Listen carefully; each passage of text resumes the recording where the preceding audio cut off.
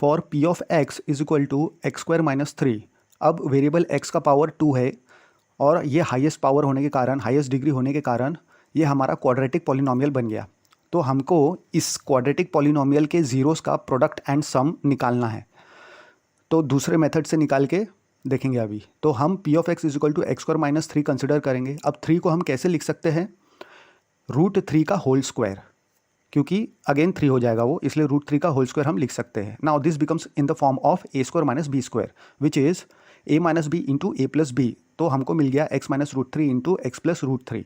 अब ये जो प्रोडक्ट है ये ज़ीरो कब हो सकता है? या तो पहला टर्म ज़ीरो है या तो दूसरा टर्म ज़ीरो है, तभी ये दोनों का प्रोडक्ट ज़ीरो हो सकता है। तो हमको जो रूट्स है, ज़ीरोज़ है, वो कैसे मिलेंगे? x is equal to minus √3 and √3, ये दो हमको ज़ीरोज़ मिल गए।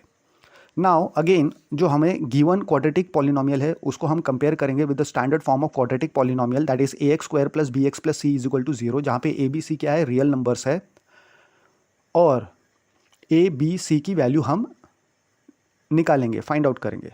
तो कंपैरिजन के साथ कोएफिशिएंट ऑफ एक्स स्क्वायर 1 होने के कारण a का वैल्यू 1 हो गया, b का टर्म एब्सेंट है इसलिए कोएफिशिएंट ऑफ x न होने के कारण 0 हो गया b का वैल्यू, और c का -3 हो गया। अब हमें क्या पता है कि the sum of zeros is nothing but alpha plus beta is equal to minus of coefficient of x upon coefficient of x square, ये होता है। दैट इज, तो कोएफिशिएंट ऑफ x क्या है? b है एंड एक्स स्क्वायर का coefficient a है, therefore minus b by a हो गया।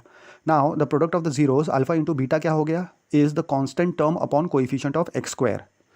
तो जो कांस्टेंट टर्म है वो क्या है? वो c है, हमें पता है, और coefficient of x square a है, हम देख सकते हैं। तो हमें मिल गया c बाई a।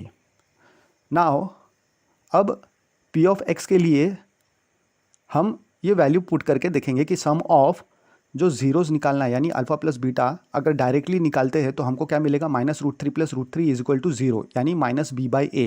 तो अगर माइनस b बाई a में अगर वैल्यू पुट करके देखेंगे, b की वैल्यू 0 है तो इधर से भी 0 मिल रहा है हमको, and the product of 0 is alpha into beta, यानी minus √3 into √3 is equal to -3 मिलेगा, और c बाई a निकालेंगे तो भी -3 ही मिलेगा हमको।